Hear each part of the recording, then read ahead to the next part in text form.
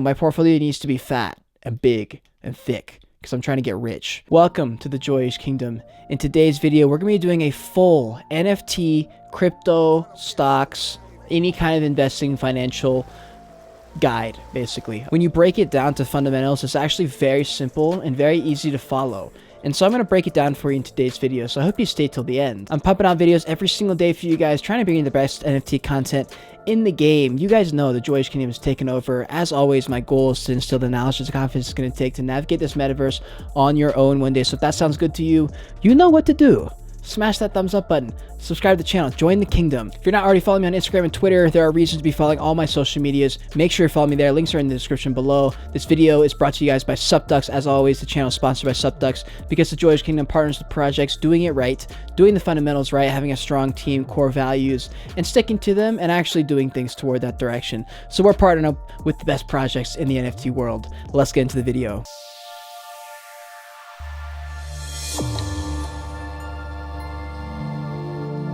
All right, so there's really only 6 things you need to know about investing and about money to actually make a lot of money. You know, you really don't need to stray from these 6 things. There's really not a whole lot other than this, other than just getting a broad base of what money and investing is. These 6 tips, if you follow these, you're pretty much guaranteeing to minimize all your risk and maximize all the reward. First bullet point.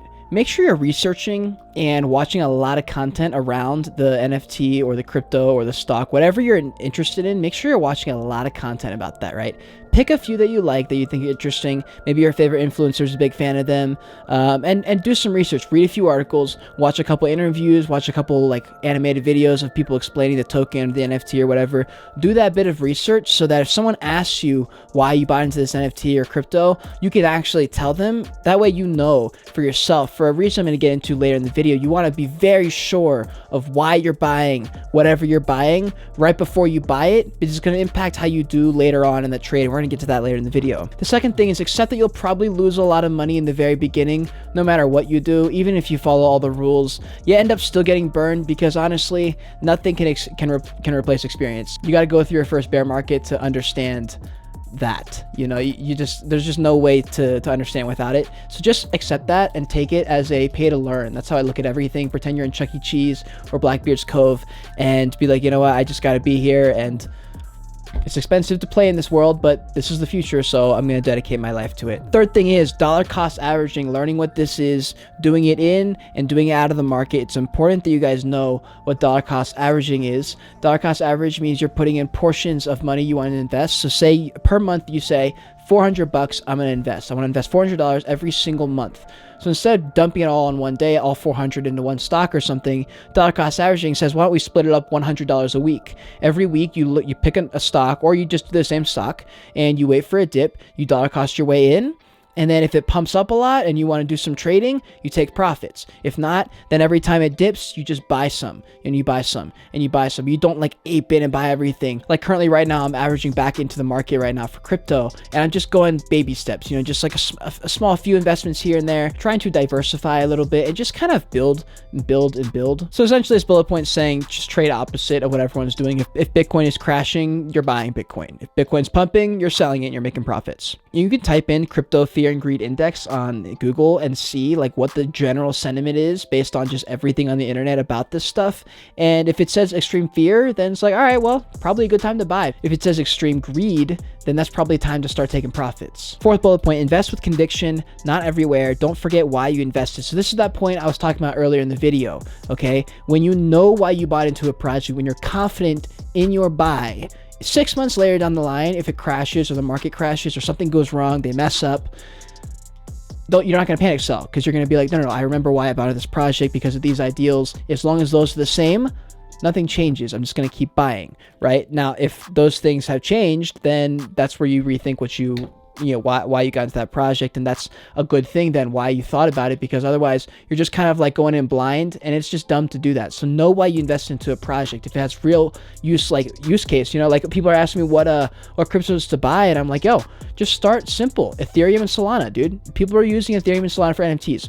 use case, boom, that's safe as fuck, safer than most other cryptos, right? Next, time in the market always beats timing the markets. Okay, you can't beat experience, and you can't know the future. You can't know if it's going to crash tomorrow or go to the moon tomorrow. You have a 50-50 chance, literally, right? And so that's why it's better to kind of just like pull it, like dollar cost your way out, take a little 10% out, 10% out, 10% out as you're going up. Because if you don't, and you say, you know, I'm just gonna wait till it hits here, then I'm gonna pull it all out. What if it just almost gets there and crashes all the way down, and you could have took all that profit, but you didn't? You know, you're not gonna be able to time the top. I thought I could. You know, I thought I was different. I was like, you know what? I feel like I got a knack for this. You're not gonna time the top. You're not gonna time the bottom. Just accept that, and you're probably gonna be 30 to 40% off. But you can't read the future. You literally can't. Like, you don't know what's going to happen. And I have a perfect example of this, how I used this to make so much money off a Dogecoin trade. I bought Dogecoin in 2020, and I dollar costed my way out. As the 2021 bull run started and Dogecoin went up all the way to almost 70 cents, I was 100% out of Dogecoin by 60 cents, I think. But I sold at like 5 cents, 10 cents, 20 cents, 25 cents, 40 cents, 55 cents, and then 65 cents. I was totally out. And I got out a shit ton of money. But if I had waited with most people's strategy, which was wait till it gets to $1 or 75 cents, I would have made no money, none. So that's why it's better to take out in portions. And the last bullet point, think of your portfolio as a massive piggy bank. You want it to get as fat as possible and to grow as much as possible, right? And so visualize it like that, right? Visualize that, and you want to grow that number. You want to grow the mass of that piggy bank. And so when you're thinking like, oh, should I like sell? Should I buy in? Should I not invest? You're thinking, you know, my portfolio needs to be fat and big and thick because I'm trying to get rich, right? And so if you can think about it like that, and you're like, I'm just contributing to that big piggy bank until one day I'm financially free and I don't have to fucking go to a job that I don't want to go to, answer to a boss and all those things. Like, think about that and visualize, because manifesting like that works, okay? Money is abundant. Opportunities are abundant. This world in NFTs is the most abundant thing of all time.